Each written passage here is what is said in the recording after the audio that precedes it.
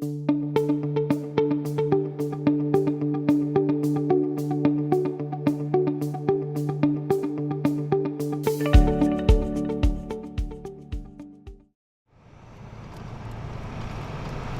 start of a school day and demands of the classroom can trigger uncertainty and anxiety for students who carry the burden of traumatic stress.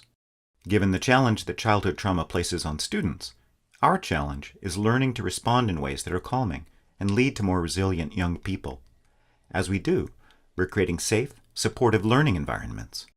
Kids who come to school with experiences that have created trauma in their lives and significant adversity are coming in with a different capacity to handle the school environment, a different capacity for learning, because they're dealing with a lot of other things. When someone's behavior doesn't seem to match the situation, this is when we can start to get curious and ask that question of why might someone be acting this way?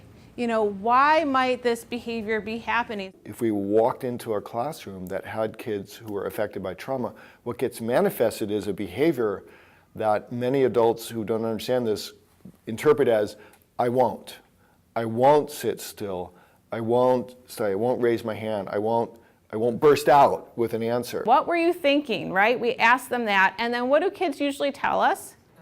I don't know, right? And guess what?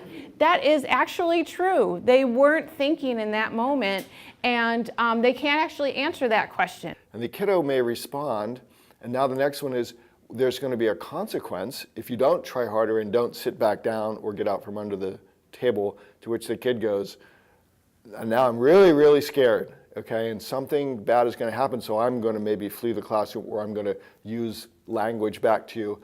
And now the response ratchets up again, and there's no win. So we have to look at responding to the need that's behind a behavior and not just react to the behavior that we see. And if we don't do that, we're not going to get better outcomes, both in the moment as well as down the road. If my son's teachers understood trauma, I feel like they'd be more caring, more flexible with him, more understanding. A partnership between the Montgomery County, Virginia school system and the New River Valley Community Services Board provides support and training for school personnel. So when we talked about the science of the brain and the impact on the brain around trauma, it connected dots to why it's so important that we do something that's consistent, that's clear, that's taught, that's retaught, that gives them a sense of safety. One powerful approach to working with students with trauma histories is the ARC framework. Its components, attachment, regulation, and competency, work together to boost the emotional resilience of students.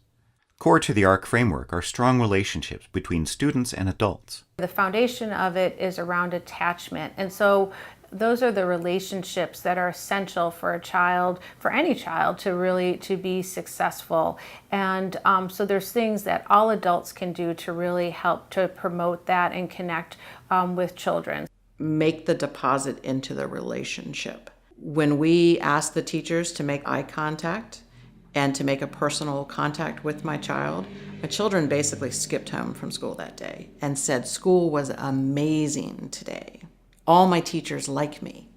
Just being there and being available and listening, they're just so huge in helping these children develop relationships with other people, particularly with the adults in their lives. I really rely on my counselor.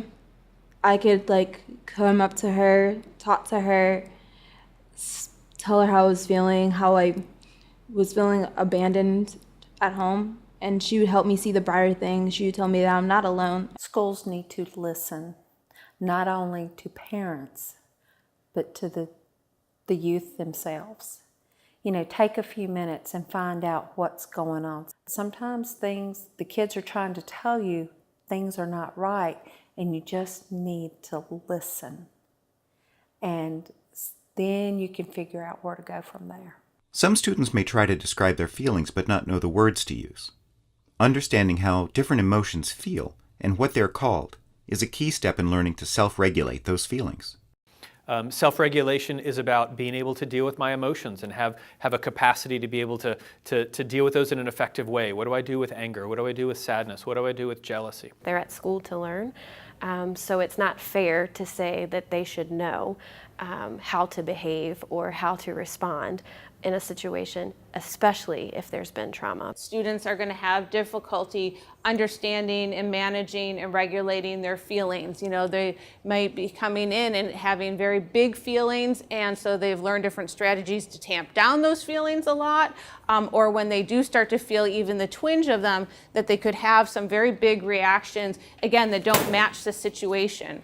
Building relationships with a child is essential. They can help that child with building ways to cope when they might get upset and distressed, which all children do. And so being able to figure out ways to kind of name feelings and to cope with those feelings when they arise.